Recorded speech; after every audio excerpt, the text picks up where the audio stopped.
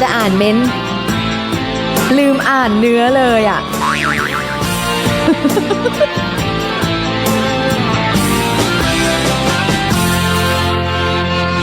ได้เห็นบางวันมุมที่ฉันไม่น่าชื่นชมคนเจ้าน้ำตาคนเจ้าอารมณ์ผู้หญิงเอาแต่ใจคอยพูดจาประชดประชันคอยเจ้ากี้เจ้าการวุ่นวายชอบทำเรื่องเล็กให้เป็นเรื่องใหญ่ไม่รู้อะไรนักหนาโกรธไม่มีเหตุผลใดๆไม่ว่าใครเข้ามาพูดจาหงุดหงิดทุกทีที่โทรเข้ามามีใครคุยกับเธอจะคอยถามไปไหน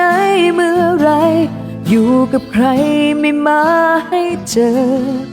ต้องตอบต้องย้ำทุกคำนะไม่ไว้ใจเธอสักที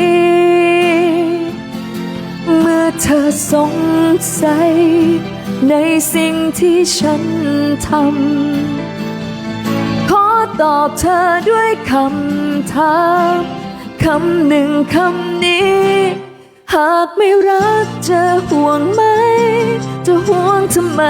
ตอบฉันสิที่ต้องระแวงอยู่ทุกนาทีอย่าคิดว่ามันไม่เหนื่อยใจผู้หญิงคนหนึ่งไม่มีเหตุผลแต่ก็ทำเพื่อใครสักคนด้วยใจความรักอยู่เหนือคำว่าทำไมทั้งที่เป็นแค่เรื่องง่ายๆแต่ผู้ชายไม่เคยรู้เลยสมใจกันหรือยังสิ่งที่เธอได้เห็นบางวันมุมที่ฉันไม่น่าชื่นชมคนเจ้าน้ำตาคนเจ้าอารมณ์ผู้หญิงเอาแต่ใจแต่ยังน้อยผู้หญิงคนเดิมคนที่คอยเป็นตัววุ่นวายก็เลือกจะรักและวางหัวใจเอาไว้ที่เธอผู้เดียว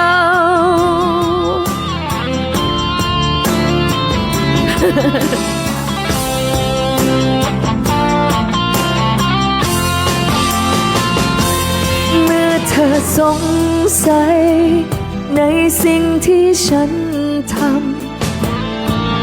ขอตอบเธอด้วยคำถามคำหนึ่งตรงนี้หากไม่รักจะห่วงไหมจะห่วงทำไมตอบฉันสิที่ต้องระแวงอยู่ทุกนาทีอย่าคิดว่ามันไม่เหนื่อยใจผู้หญิงคนหนึ่งไม่มีเหตุผลแต่ก็ทำเพื่อใครสักคนด้วยใจความรักอยู่เหนือคำว่าทำไมทั้งที่เป็นแค่เรื่องง่ายๆแต่ผู้ชายไม่เคยรู้เลยหากไม่รักจะห่วงไหมจะห่วงทำไมตอบฉันสิที่ต้องระแวงอยู่ทุกนาทีอย่าคิดว่ามันไม่เหนื่อยใจ